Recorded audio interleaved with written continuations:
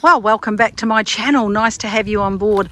And at the moment, I am in the Northern Territory of Australia, right up in the tropical zone, and it is the wet season coming on here. So the first thing you notice when you drive in is how green and lush everything is that you can see. I spent a lot of my years living here, about 27 years actually, and I love the gardening here. You know, I always say to people, if you want to establish an easy garden where you live, find the plants that grow naturally and without a lot of water in your environment. You don't have to worry about them, and they'll give you an amazing show all year long. My longtime friends Lydia and Dave built this house quite a few years ago. They were coming in and out all the time, so they decided to build a house. But they've only been in here in the last 3 or 4 years. So this garden has been established in the last 3 or 4 years.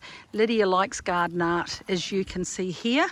And what she's so cleverly done is created little garden spaces and put a covering on the ground so that it actually cuts back the amount of weeds. This is a great tip for people. If you want to create little fun gardens like this, make sure you go to the trouble of putting down some sort of matting underneath the little stones or the mulch on the ground. Way less maintenance.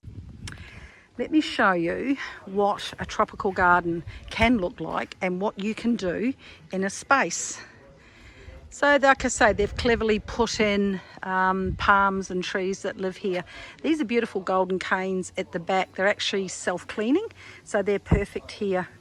And what is a Darwin garden without a swimming pool? This is actually half a water tank put into the ground, plumbed in, just big enough for them to get in and cool off in these tropical days. Today it is 37 degrees and 85% humidity.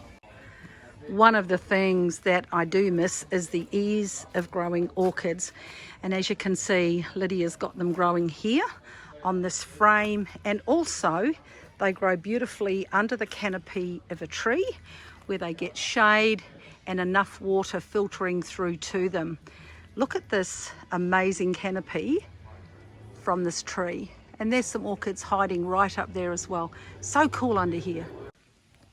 The wonderful thing about the Northern Territory is the quirkiness of people who live here. You know, they live in extreme climates. The temperature can get up as high as 37 and 38 degrees. You can have 99% humidity here without any rain falling. So the one thing that you need in your house, apart from a pool, of course, is a bar. I can't do too much in one day because you're not getting back to this the rest of the week.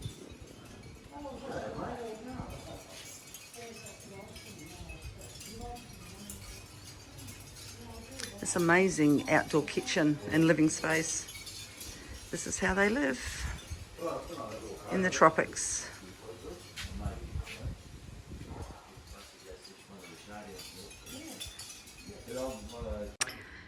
And due to the intense heat, you create a space where everybody can live comfortably.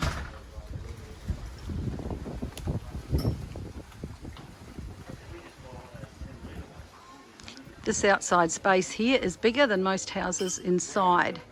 And this is how you live in Darwin. You live outside where the breezes are, where it's cooler. A good part of me will always live in the Northern Territory. I spent a lot of years living here. And when you look at plants like this that are so beautiful, so lush, and this one so fragrant,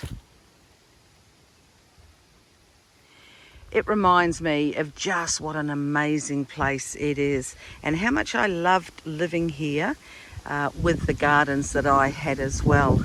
It truly is amazing when you live in a space and the plants that live here naturally are in full bloom, just like these ones are.